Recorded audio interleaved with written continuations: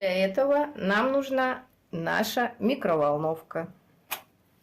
Я беру свои замечательные ватрушки с повидлом, кладу их в микроволновку,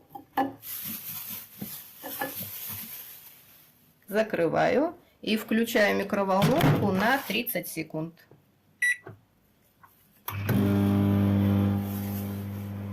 Прошло 30 секунд.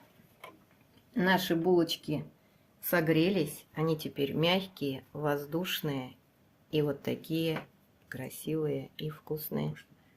И, конечно же, пышные. Аромат стоит на всю кухню. Приятного чаепития!